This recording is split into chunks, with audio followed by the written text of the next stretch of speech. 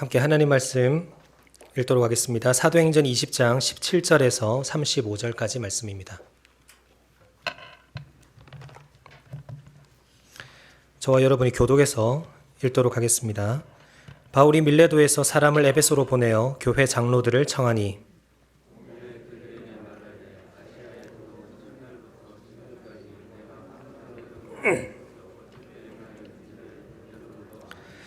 곧 모든 겸손과 눈물이며 유대인의 간계로 말미암아 당한 시험을 참고 주를 섬긴 것과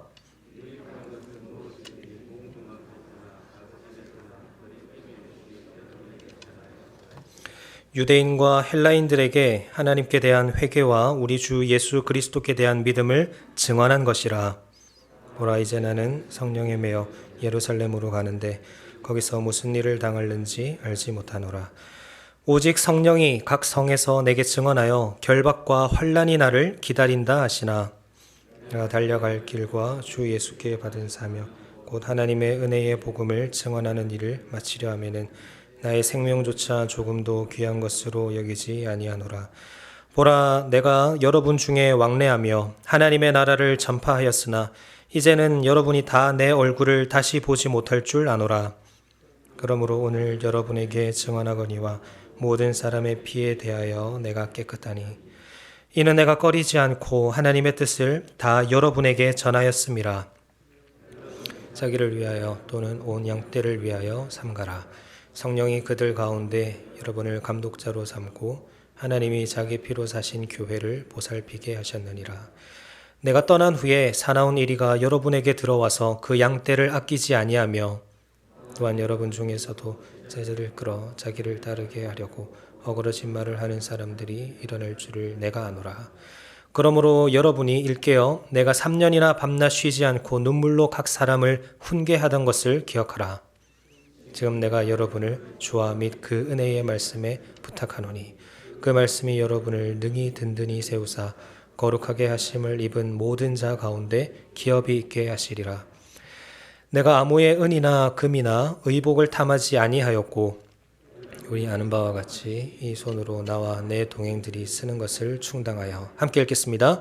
범사에 여러분에게 모본을 보여준 바와 같이 수고하여 약한 사람을 돕고 또 주 예수께서 친히 말씀하신 바 주는 것이 받는 것보다 복이 있다 하심을 기억하여야 할지니라. 아멘. 함께 잠시 기도하겠습니다. 은혜와 자비가 풍성하신 하나님, 우리 아버지, 오늘도 두렵고 떨리는 마음으로 주님 앞에 섭니다. 하나님, 우리가 주님의 말씀에 귀 기울이게 하시고 주님의 임재 가운데 깊이 들어가는 귀한 이 시간 되게 하여 주시옵소서.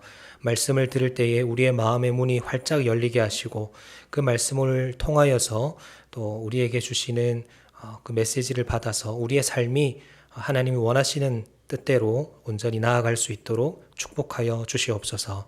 하나님의 임재를 사모합니다. 예수님의 이름으로 기도합니다. 아멘.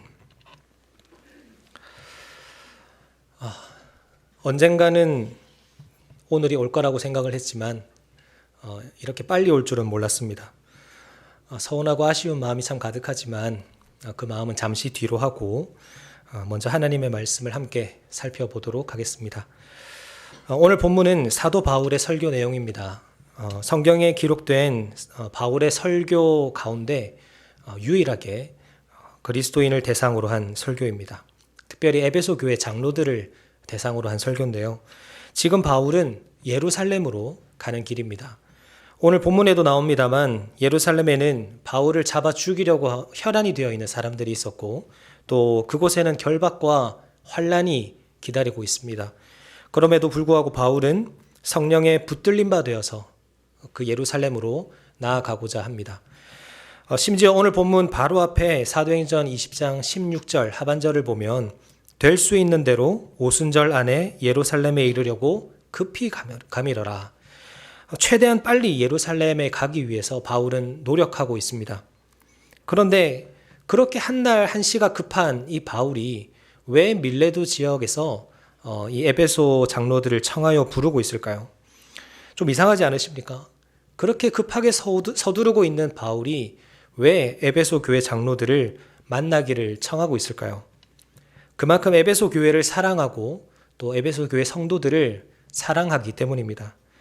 바울은 3차 전도 여행 때 에베소에 3년간 머무르면서 사역했습니다. 바울이라는 사람이 한 지역에 오래 머무르지 않는다라는 것을 감안하면 이 3년 동안 머무른 에베소 지역이 바울에게 있어서 얼마나 특별한 지역인가를 잘 알 수 있습니다. 그런데 예루살렘으로 가는 길에 급히 가기는 해야 되겠고, 그런데 에베소 교회 성도들은 너무 보고 싶고, 그러니까 이 밀레도라는 지역으로 에베소 교회 장로들을 초대를 한 겁니다. 아무리 내가 급한 일이 있고 내가 해야 할 일은 있지만 그래도 꼭 내가 해주고 싶은 말이 있다. 내가 이 말만은 꼭 여러분에게 해주고 싶다. 그런 마음으로 이 바울이 에베소 교회 장로들을 청하고 있습니다. 그렇다면 여러분, 고별 설교 때는 뭘 설교해야 될까요? 이제 곧 이별을 앞둔 사람이 마지막으로 뭘 이야기해야 될까요? 만약 여러분께서 이 바울의 입장이라면 어떤 말씀을 함께 나누고 싶으십니까? 하고 싶은 말이 참 많을 겁니다. 지난 시간 함께 했던 그런 일을 회상하면서 하나님과 성도들에게 감사하는 그런 설교를 할 수도 있고, 또는 앞으로 다시 보기 어려울 것을 감안해서 하나님의 복을 비는 그런 축복의 설교를 할 수도 있을 것입니다. 그런데 바울은 무엇을 설교하고 있습니까?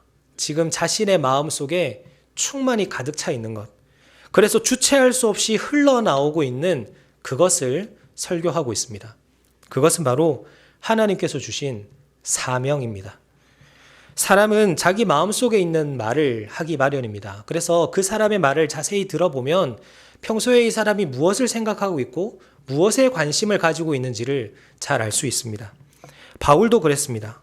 지금 바울에게 충만한 것, 하나님께서 주신 사명을 향한 그 마음, 그것을 에베소 교회 장로들에게 설교하고 있습니다.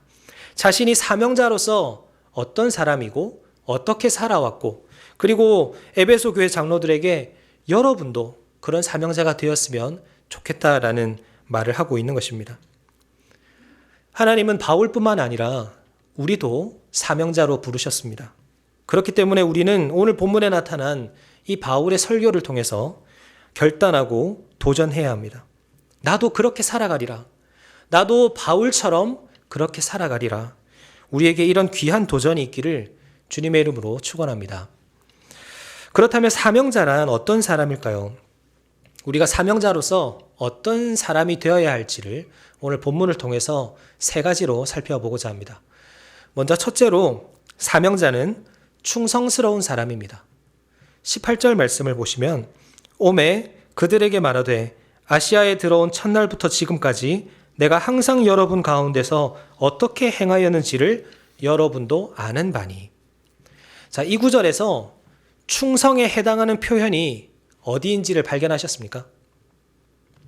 충성에 해당하는 표현, 바로 첫날부터 지금까지 항상이라는 단어입니다.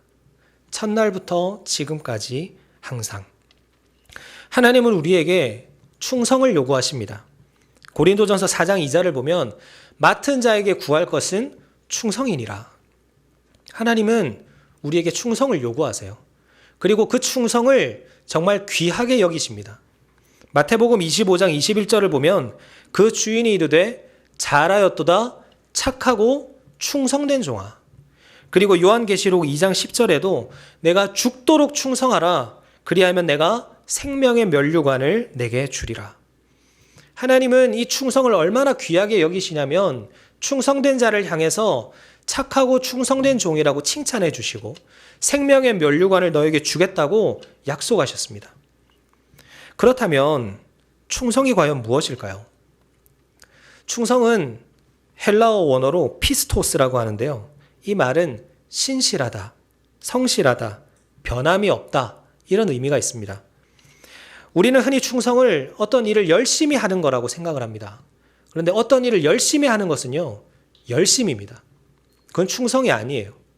충성은 변함없이 신실하게 어떤 일을 감당하는 것입니다. 바울이 그랬습니다. 바울은 아시아에 들어온 첫날부터 지금까지, 여기서 아시아는 에베소를 말하는데요. 이 에베소에 들어와서부터 끝날 때까지 변함없이 신실하게 사역을 감당해 왔습니다. 그리고 거기 모인 에베소 교회 장로들이 이 바울의 충성됨의 증인이었죠. 여러분도 아는 바니, 여러분 알다시피 내가 처음부터 지금까지 그렇게 살아온 것 잘 아시지 않습니까? 이렇게 말하고 있는 겁니다. 그런데 여러분 잘 아시다시피 신실하게 신앙생활을 한다는 것이 결코 쉬운 일이 아닙니다. 그런데도 놀라운 것은 19절 말씀을 보면 곧 모든 겸손과 눈물이며 유대인의 관계로 말미암아 당한 시험을 참고 주를 섬긴 것과, 여기서 네 가지 표현이 나옵니다. 겸손, 눈물, 그리고 시험을 참는 것, 주를 섬긴 것. 네 가지 표현이 나오는데요. 우리 한글 성경에는 이 네 가지가 동등한 위치에 있는 것처럼 보입니다.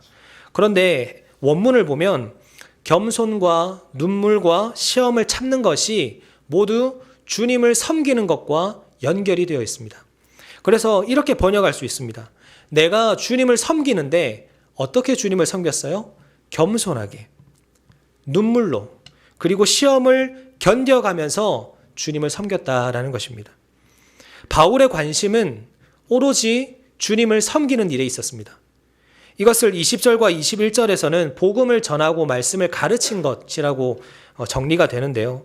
복음을 전하고 말씀을 전함으로 주님을 섬기는 자신의 사명을 위해서라면 때로는 자신을 낮추며 겸손하게 성도들을 대했고, 또 때로는 자신에게 찾아오는 고난이나 극심한 스트레스 또는 안타까운 형편에 처해 있는 그 성도들을 바라보면서 찾아오는 그 슬픔, 그로 말미암는 눈물을 흘리기도 했습니다.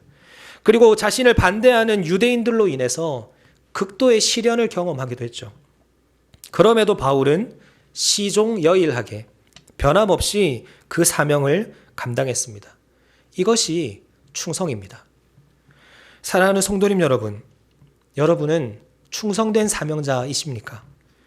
충성스러운 사람은 모든 관심이 한 곳을 향합니다.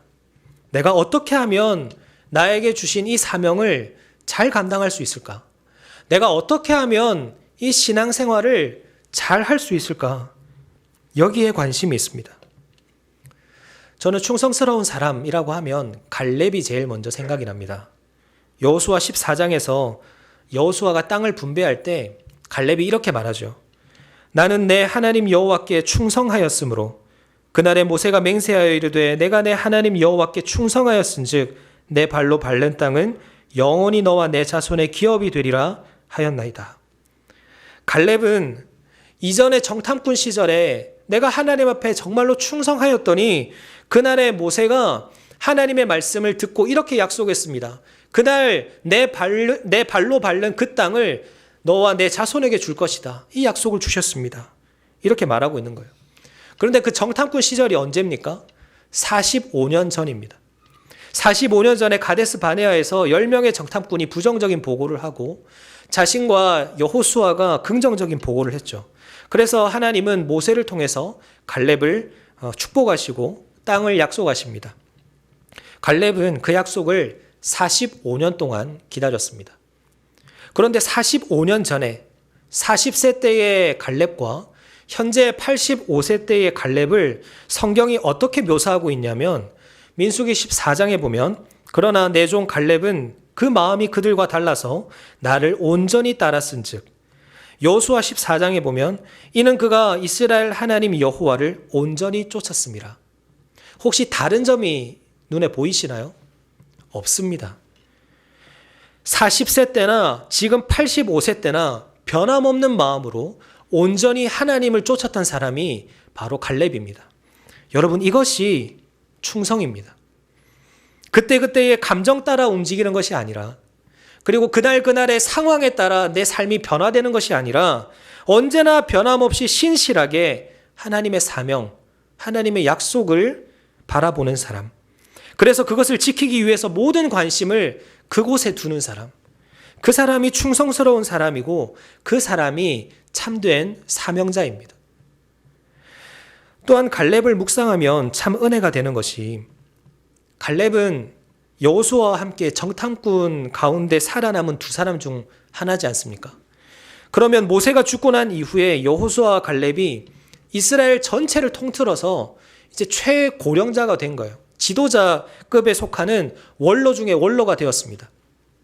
그러면 여호수아처럼 이스라엘의 지도자가 되어서 나라를 좀 이끌 법도 하고, 또는 좀 더 대우받을 법도 하고 인정받을 법도 하고, 또는 헤브론 산지가 아니라 좀 더 비옥한 땅을 기업으로 받을 수 있지 않겠습니까? 그러나 갈렙은 그러지 않습니다. 오히려 갈렙은 여호수아 14장에 이를 때까지 성경에 이름이 나오질 않습니다. 하나님께서 족보를 기록할 때 갈렙의 이름을 쓰신 것 외에는 갈렙의 이름이 나오질 않습니다. 그 이유가 무엇입니까? 갈렙에게 있어서는 그 모든 것들이 중요하지 않았기 때문입니다. 더 이상 다른 사람의 인정이나 지도자로서의 높은 지위나 아니면 비옥한 땅 같은 것들은 더 이상 자신의 관심이 아니었습니다. 갈렙에게 있어서 관심은 오직 하나님의 말씀, 하나님의 약속, 그리고 하나님 그 자체였습니다. 그러니까 철저하게 침묵하면서 이스라엘을 뒤에서 섬기다가 결정적으로 하나님의 약속이 성취되어서 땅이 분배될 때에 그 하나님의 약속을 이야기하면서 앞으로 등장하고 있는 겁니다. 여러분, 우리도 이렇게 살아야 하지 않겠습니까? 내 삶이 그때그때 달라지는 내 감정과 상황 따라서 변하는 것이 아니라 시종여일하게 주님의 사명을 따라 나아가야 하지 않겠습니까? 어느 순간 우리의 마음이 식어져 버렸다면, 어느 순간 우리의 마음이 변질돼 버렸다면 이제 우리의 마음을 다시 추스러야 할 때입니다. 하나님은 충성된 사람을 사랑하십니다. 착하고 충성된 종아. 우리 모두가 이러한 칭찬을 듣게 되기를 축복합니다. 주님 앞에 섰을 때, 주님, 저는 참 부족함이 많은 그런 삶을 살았지만 그럼에도 불구하고 변함없이 주님을 사랑했습니다. 변함없이 우리 샘물교회를 섬겼습니다. 변함없이 주님 주신 사명 따라 살았습니다. 이렇게 고백할 수 있는 우리 모두가 되기를 주님의 이름으로 축원합니다. 둘째로, 사명자는 어떤 사람인가? 사명자는 더 소중한 것을 향하여 나아가는 사람입니다. 더 소중한 것을 향하여 나아가는 사람. 24절입니다. 내가 달려갈 길과 주 예수께 받은 사명, 곧 하나님의 은혜의 복음을 증언하는 일을 마치려 하면은 나의 생명조차 조금도 귀한 것으로 여기지 아니하노라. 정말 유명한 바울의 고백입니다. 근데 이 고백에는 정말 소중한 두 가지가 비교가 되고 있습니다. 혹시 발견하셨나요? 둘 다 명자로 끝납니다. 사명과 생명입니다. 선뜻 두 가지 중에 무엇이 더 소중한가 이렇게 질문하면 대답하기가 쉽지 않습니다.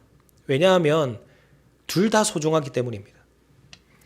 그런데 바울은 너무나 확신에 찬 어조로 이렇게 말합니다. 나에게 있어서는 생명보다 사명이 더 소중합니다. 그것도 그냥 약간 더 소중하다 정도가 아니라 내가 지금껏 가장 소중하게 여겼던 내 생명조차도 예수님이 나에게 주신 이 사명에 비하면 조금도 귀한 것으로 여기지 않을 정도로 나에게는 사명이 더 소중합니다. 이렇게 바울은 고백하고 있습니다. 곰곰이 생각해 봤습니다. 도대체 바울은 어떻게 하다가 자신의 생명보다 사명을 더 소중하게 여기게 된 것일까? 그 비결이 무엇일까? 오늘 말씀 안에서 그 힌트를 찾았는데요. 그것은 주 예수입니다. 여러분, 무슨 의미일까요? 내 인생이 내 것이 아니라는 겁니다. 내 생명이 내 것이 아니라는 것입니다. 누구 것입니까? 주님의 것입니다. 나에게는 주인이 있다는 것입니다. 이것을 깨달은 거예요. 그래서 바울은 자기 자신의 사명을 달리기에 비유를 합니다. 달리기를 해보셔서 잘 아시겠지만 달리기 할 때 뭐가 제일 중요한가요? 건강한 하체의 힘도 중요하지만 방향과 확신이 제일 중요합니다. 방향과 확신. 내가 어디로 달려가야 하는지 그 방향을 정확하게 알고 주저하지 않고 확신을 가지고 달려나가는 것, 그것이 달리기를 잘하는 비결입니다. 여러분 마찬가지입니다. 바울은 자신의 삶을 어떻게 살아가야 될지를 분명히 알았습니다. 자신이 어느 방향으로 나아가야 되는지를 분명히 알았습니다. 정말로 가치 있는 인생이란, 정말로 의미 있는 인생이란 무엇인가? 라는 질문에 그것은 사명 따라 사는 것이라는 해답을 스스로 발견한 것입니다. 그래서 바울은 나는 그 사명을 향하여 달려간다라고 표현합니다. 그 안에는 나는 이제 무엇을 위해서 살아야 하는지를 분명히 알고 이제 더 이상 그것에 대해서 주저함이 없다라는 의미가 담겨 있습니다. 내가 어디로 달려가야 될지, 그리고 더 이상 이제는 주저함 없이 내가 그 사명을 향해서 달려가겠다는 거죠.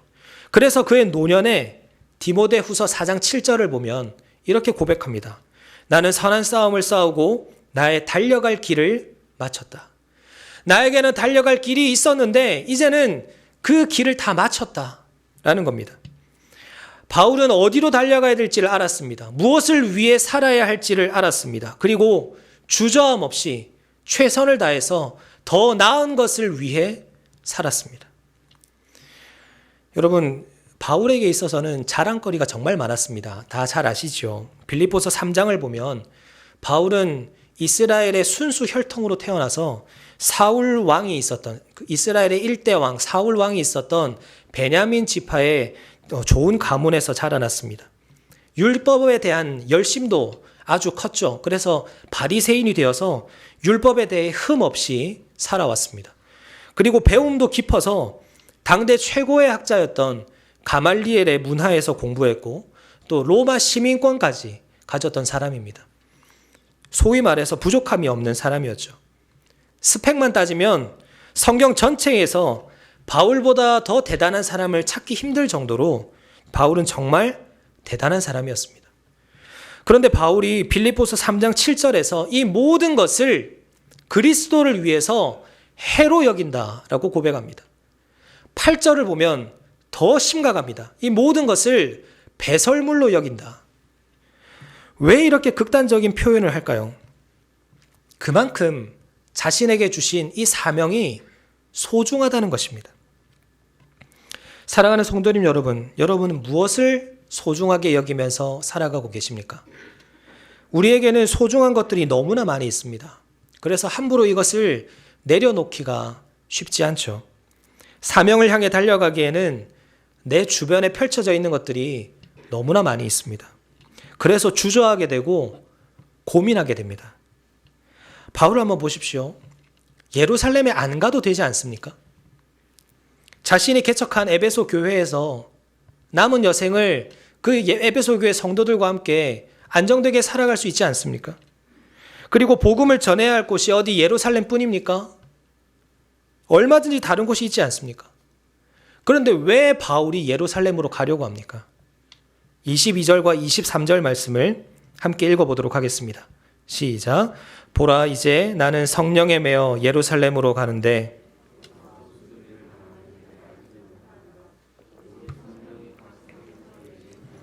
결박과 환난이 나를 기다린다 하시나. 지금 바울이 그곳으로 가는 이유는 단 하나입니다. 무엇입니까? 성령님께 매임을 받았기 때문입니다. 자신을 이끄시는 분이 성령님이시라는 것을 확신했기 때문입니다. 이 말은 내 삶의 주인이 나를 이끌고 계시다라는 것을 확신했기 때문에 순종하는 것입니다. 그런데 예루살렘에 가면 무엇이 기다리고 있습니까? 결박입니다. 여기서 우리는 신앙의 참 귀한 비결 하나를 배우는데요. 성령님께 매이면 결박이 두렵지 않습니다.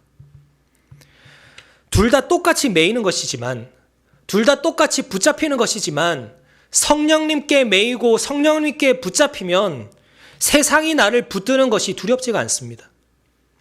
바꿔 말하면 내가 성령님께 붙들림 받아 사명을 향해 나아가면 세상이 말하는 그 염려거리, 그 두려움, 그 걱정거리들은 더 이상 아무렇지 않다는 것입니다. 세상이 말하죠. 왜 안정적인 것들을 다 내팽개치고 신앙을 따라가려느냐? 왜 편안하고 안락한 삶을 포기하고 그 어려운 길로 가려고 하느냐? 그러나 우리가 그 길로 나아갈 수 있는 것은 내 삶의 주인이 되시고 지금도 내 인생을 이끌고 계시는 그 하나님께서 지금 나를 붙잡고 계시는 것을 확신하기 때문에, 그렇기에 내가 나아가려는 그 길이 험하고 고되다고 할지라도 두려움 없이 나아갈 수가 있는 것입니다. 본토 친척 아버지의 집, 그 안락하고 평안한 삶을 뒤로하고 아브라함이 가나안 땅으로 간 이유가 무엇입니까? 하나님이 부르셨기 때문입니다. 예수님도 그러셨죠. 십자가 앞에서 처절한 기도를 하나님 앞에 드리지만 결국 어떻게 하십니까? 십자가를 용납하십니다. 그 십자가의 길로 하나님께서 이끄시니까, 그 길로 하나님이 부르시고 계시니까, 그 길이 예수님 자신이 감당하셔야 할 사명이었으니까 예수님은 끝내 순종하십니다. 물론 당연히 염려가 되죠. 부담도 될 것이고 걱정도 많이 들 것입니다. 마치 내 소중한 모든 것을 잃을 것만 같은 불안감도 들 것입니다. 그러나 성령님께 붙들리면 우리의 입술에 이러한 고백이 나올 수 있습니다. 찬송가 370장 주 안에 있는 나에게 2절 가사가 이렇습니다. 그 두려움이 변하여 내 기도 되었고 전날의 한숨 변하여 내 노래 되었네. 주 안에 있는 나에게는 딴 근심이 있을 수 없다는 것입니다. 우리 주인 되신 하나님께서 그 모든 두려움과 한숨을 변하여 우리의 노래가 되게 하실 것입니다. 사랑하는 성도님 여러분, 하나님은 결코 우리가 가지고 있는 소중한 것을 빼앗아 가시는 분이 아니십니다. 왜 하나님은 자꾸만 내 소중한 것을 포기하라고 하시는가? 그렇게 생각하실 필요가 없습니다. 우리가 진정으로 성령님께 붙들림 바 되고 우리가 사명 따라 살아가게 되면 우리는 그때 비로소 발견합니다. 무엇이 더 소중한 것인지. 그래서 그 길을 향해서 주저하지 않고 달려갈 수가 있는 것입니다. 오직 성령님께 붙들려서 더 소중한 것을 향해 나아가시는 우리 모두가 되시기를 주님의 이름으로 축원합니다. 우리는 지금까지 사명자란 어떤 사람인가에 대해서 말씀을 묵상하고 있습니다. 첫째로 충성스러운 사람이 사명자라고 했고, 둘째로 더 소중한 것을 향하여 나아가는 사람이라고 했습니다. 여기서 한 가지 더, 사명자란 어떤 사람인가? 기대감을 품고 교회를 세우는 사람입니다. 기대감을 품고 교회를 세우는 사람. 사명자는 자신의 사명을 자랑거리로 삼지 않습니다. 사명자는 자신의 사명을 자신의 유익을 위하여 사용하지 않습니다. 사명자는 그 사명을 통하여서 교회를 세우는 일에 집중합니다. 본문 28절입니다. 여러분은 자기를 위하여 또는 온 양떼를 위하여 삼가라. 성령이 그들 가운데 여러분을 감독자로 삼고 하나님이 자기 피로 사신 교회를 보살피게 하셨느니라. 바울은 지금까지 자신의 사명에 대해서 언급했습니다. 그래서 내가 예루살렘으로 가야 된다, 이런 말을 했습니다. 그런데 갑자기 바울이 에베소 교회 장로들이 이렇게 말합니다. 나는 이제 떠나가니까 남은 여러분들이 교회를 잘 섬겨주십시오. 앞으로 에베소 교회 가운데 수많은 어려움들이 찾아올 것입니다. 그때마다 하나님 안에 거하면서, 말씀 안에 거하면서 그 모든 어려움들을 잘 이겨내십시오. 이렇게 이야기합니다. 그런데 왜 바울이 사명 이야기를 하다가 교회 이야기를 하는 것일까요? 바울에게 있어서 사명과 교회는 뗄래야 뗄 수 없는 관계이기 때문입니다. 고린도 후서 11장 23절부터 27절까지를 보면 바울이 당한 고난에 대해서 쭉 기록하고 있습니다. 바울이 어떤 고난을 당했습니까? 제가 일일이 읽기가 너무 길 정도로 수많은 고난을 당했습니다. 많은 수고를 당하고 감옥에 갇히기도 하고 매도 수없이 맞고, 그리고 여러 번 죽을 뻔하고 돌로도 맞고 일주일을 깊은 바다 속에서 지내기도 하고, 그리고 강에, 강도에, 동족에, 이방인의, 시내에, 광야에, 바다에, 거짓 형제의 위험, 자지도 못하고 굶주리고 목마르고 춥고, 이러한 우리에게는 단 하나도 경험하기 힘든 그런 고난을 바울은 숱하게 경험해 왔습니다. 그런데 그 고난 뒤에, 내가 이러한 고난을 받았노라고 고백하는 뒤에 뭐라고 이야기하고 있냐면 11장 28절 29절 함께 읽겠습니다. 이 외의 일은 고사하고 아직도 날마다 내 속에 눌리는 일이 있으니 곧 모든 교회를 위하여 염려하는 것이라. 누가 실족하게 되면 내가 애탓이 아니하더냐. 여기서 이 외의 일은 고사하고 라는 말은 앞에서 언급했던 그 고난 외에도 바울이 당한 고난이 더 많다는 거예요. 더 많지만 내가 말하지 않겠습니다. 그 말하지 않는 이유가 뭡니까? 그것보다, 그 고난들보다, 내가 지금까지 당해왔던 그 어려움보다 내 마음을 더 신경 쓰이게 하고 마음 쓰이게 하는 일이 있는데, 그것이 곧 모든 교회를 위해서 염려하는 것입니다. 이렇게 말하고 있는 것입니다. 바울은 자신이 당한 그 어떤 것보다 교회를 향한 그 생각, 고민으로 늘 마음이 쓰였습니다. 그래서 교회 성도들 가운데 누군가가 약해지면 마치 자신이 약해진 것처럼 그렇게 안타까워하고, 또한 누군가가 실족해서 신앙이 연약해지면 바울 자신이 애가 타서 견딜 수가 없는 그런 사람이었습니다. 우리는 바울이라고 하면 전도를 잘하는 사람 또는 선교 여행을 많이 다닌 사람 정도로 생각합니다. 물론 틀린 말은 아닙니다. 그러나 바울은 그 무엇보다 교회를 꿈꾼 사람입니다. 복음 전하는 일을 사명으로 여겼던 바울은 그 사명을 통해서 무엇을 이루기를 원했습니까? 교회를 세우기를 원했습니다.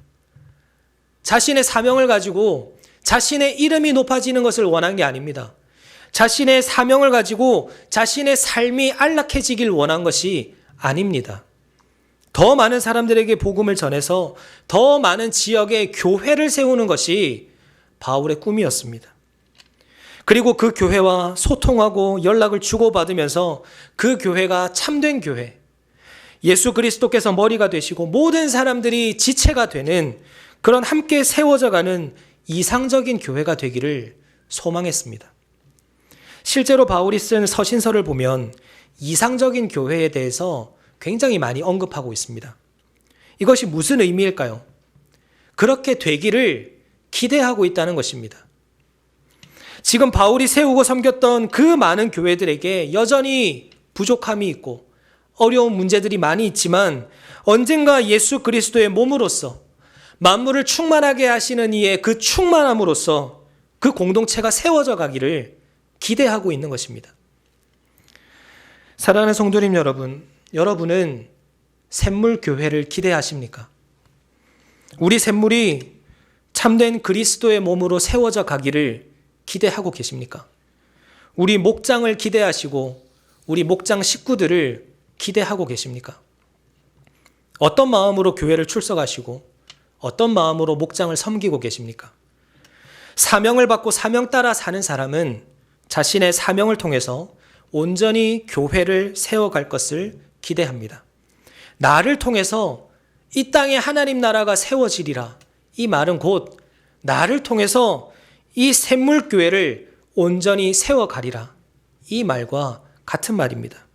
이 부르심 앞에 우리가 전적으로 순종해야 합니다. 우리의 가장 큰 고민은 교회여야 합니다. 다시 한 번 더 말씀드립니다. 우리의 가장 큰 고민은 교회여야 합니다. 어떻게 하면 이 교회를 잘 세워갈 수 있을 것인가? 이것은 담임 목사님 혼자만의 고민이 아닙니다. 교역자들의 고민도 아닙니다. 이것은 우리 모두의 고민이 되어야 합니다. 그래야 지체 아니겠습니까? 내가 하는 이 일을 가지고 어떻게 하면 교회를 잘 섬길 수 있을 것인가? 하나님께서 나에게 주신 이 달란트를 가지고 어떻게 하면 이 교회와 목장을 잘 섬길 수 있을 것인가? 나에게 주신 이것들을 어떻게 하면 우리 목장 식구들에게 흘려보내줄 수 있을 것인가? 우리는 매 순간 이 고민으로 가득해야 합니다. 결국은 교회입니다. 우리가 복음을 전해야 하는 이유도 교회이고 우리에게 주신 그 사명을 끝까지 감당해야 할 이유도 교회입니다. 앞선 바울의 고백에 적용을 해보면 내가 달려갈 길과 주 예수께 받은 사명, 곧 하나님의 교회를 세우는 일을 마치려 하면은 나의 생명조차 조금도 귀한 것으로 여기지 아니하노라. 이 고백이 우리의 고백이 되기를 주님의 이름으로 축원합니다. 우리 모두는 사명자입니다. 저도 역시 사명자입니다. 그렇기에 오늘 이 자리에 서 있습니다. 앞서 인사를 드릴 때 말씀을 드렸지만 지난 6년 동안 정말 분에 넘치는 사랑과 은혜를 누렸습니다. 처음에는 낯설기만 했던 분당이 이제는 고향인 부산보다 더 익숙한 동네가 되어버렸습니다. 내비게이션 없이는 그 어느 곳도 갈 수 없었던 제가 이제는 너무나 편하게 운전하며 다닙니다. 여전히 사투리는 심하지만 그래도 이곳에서의 삶이 너무나 익숙해졌습니다. 그러던 어느 날 하나님은 저에게 새로운 사명을 주셨습니다.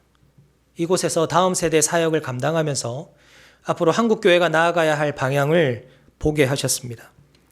결국 앞으로는 다음 세대를 살려야 하고 더 나아가서 가정을 살려야 한다라는 것을 깨닫게 하셨습니다. 그래서 하나님은 저에게 더 잘 준비되기를 원하셨고 또 주변의 몇몇 분들에게 좋은 학교를 추천받을 수 있도록 인도하셨습니다. 제가 사임을 하고 유학을 간다라고 말씀을 드리니까 많은 분들이 이렇게 말씀해 주셨습니다. 결정하기가 쉽지 않으셨겠어요. 네, 맞습니다. 결정하기가 정말 어려웠습니다. 조금 더 직설적으로 말씀드리면 정말 가기 싫었습니다. 제 동기 목사 중에 한 명이 이런 말을 하더라고요. 경륜아, 너는 무슨 복이 그렇게 많아서 샘물교회에서 사역을 하느냐. 이게 무슨 의미인지 아시죠? 그만큼 샘물교회가 교단 안에서도 알려진 참 좋은 교회라는 겁니다. 근데 뒤에 한마디를 더 붙이더라고요. 그런데 너는 무슨 복이 그렇게 많아서 너는 가만히 있는데도 최경락 목사님이 담임 목사님으로 오시냐. 이런 얘기를 하더라고요. 여러분, 샘물교회가 참 좋은 교회라는 것을 알고 우리 목사님이 참 좋은 분이시라는 것을 저도 잘 압니다. 뿐만 아니라 이제 사역도 익숙해지고 그래서 또 가까워지는 분들이 점점 많아지고 특별히 저희 아내와 아이들도 이곳에서 잘 정착하여서 샘물교회와 샘물학교에서 잘 교육받고 양육받을 수 있어서 너무나 감사하고 이곳에서의 삶이 만족스러웠습니다. 그래서 이 안정적인 삶을 버리고 가는 것이 너무나 싫었습니다. 그러나 한 달 동안 기도하면서 제 마음에 드는 생각이 이거였습니다. 하나님께서 주신 마음 같아요. 내가 하는 설교에 부끄러움이 없는 목사가 되고 싶다 라는 마음이었습니다.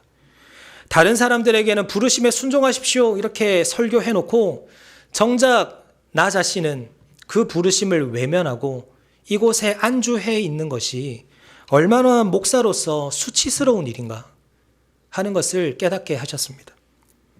그래서 유학을 결심하고 담임 목사님의 조언을 들으며 지금까지 잘 준비해 왔습니다. 저는 캐나다에 있는 트리니티 웨스턴 유니버시티 안에 있는 기독교 세계관 대학원에서 기독교 세계관을 공부하러 갑니다. 그곳에 저의 그 다음 사명이 있다라고 믿기 때문입니다. 오늘 우리에게 주신 말씀처럼 충성스러운 그런 사명자로서 하나님을 섬기기 위해 그리고 더 소중한 그 사명을 위해서 무엇보다 교회를 더 잘 섬기기 위해서 더 좋은 목사, 잘 준비된 목사가 되기 위해서 떠납니다. 많은 분들께서 아쉬워해 주시고 격려해 주셔서 이 시간을 빌어 다시 한 번 더 진심으로 감사를 드립니다. 아쉬움이 크고 두려운 마음도 너무 크지만 저 역시 기대감을 품으며 나아가려고 합니다. 저를 더 성장시켜 주시고 또 준비시키실 그 하나님의 계획을 기대하고 또 언젠가 다시 만날 샘물 공동체의 모습을 기대하며 나아가려고 합니다. 잠시 떨어져 있더라도 언젠가 다시 재회할 것을 기대하면서 오늘 주신 말씀대로 사명자로서 각자의 자리에서 충성스러운 삶을 살아가는 저와 여러분 되시기를 주님의 이름으로 축원합니다. 아멘. 말씀을 생각하면서 함께 헌신 찬양 나를 통하여 찬양하도록 하겠습니다. 우리에게 사명을 주시고 우리를 주님의 뜻대로 불러주시는 하나님 우리 아버지, 이 시간 바울의 고백을 통해서 사명자의 삶에 대하여 깊이 묵상하게 하심을 감사합니다. 하나님, 우리의 삶이 사명자의 삶임을 기억하며 주님 주신 사명 따라 살아가는 우리 모든 샘물교회가 되게 하여 주시옵소서. 우리에게 주신 처음 마음 잃지 않게 하시고 착하고 충성된 종을 귀하게 여기시는 그 주님의 마음을 깨달아 언제나 신실하게 주님의 사명 잘 감당하는 우리가 되게 하여 주시옵소서. 그리고 우리의 삶에 무엇이 더 귀한 것인지, 무엇이 더 소중한 것인지를 깨닫는 지혜를 주셔서 내게 주신 가장 귀한 그 사명 잘 감당하는 우리 모두가 되게 하여 주시옵소서. 특별히 우리에게 교회를 향한 기대감을 품게 하셔서 나에게 주신 사명으로, 그리고 내가 가진 달란트로 우리 교회와 목장을 세우는 일에 전심전력하는 우리 모두가 되게 하여 주시옵소서. 주님, 이 일을 나를 통하여 이루어 가시기를 소망합니다. 나를 통하여 하나님의 꿈인 교회를 세워 가시기를 소망합니다. 우리 모두가 이 일에 귀하게 쓰임받게 하시고 이로 말미암아 교회를 통하여 허락하시는 하나님의 충만함을 우리 모두가 경험하게 하여 주시옵소서. 또한 이 시간 우리에게 베풀어 주신 은혜와 축복에 감사하여 빈손으로 나아오지 않고 귀한 예물을 주님께 드린 손길 축복하여 주시옵소서. 모든 것이 주님께로부터 왔으니 주님께 받은 것으로 즐거이 주님께 드립니다. 정성껏 드리는 이 마음 주님께서 연락하여 주시고 이 물질이 쓰이는 곳마다 주님의 자비와 은혜가 나타나게 하시며 하나님의 영광이 충만하게 드러나게 하여 주시옵소서. 우리 주 예수 그리스도의 크신 은혜와 하나님 아버지의 놀라우신 사랑과 성령님의 교통하심이 우리에게 주신 사명을 따라 신실하게 기대감을 품고 교회를 세우며 살아가기를 원하는 여기 머리 숙인 모든 성도들과 그 가정과 우리 샘물교회 위에 지금부터 영원토록 항상 함께 있을지어다. 아멘.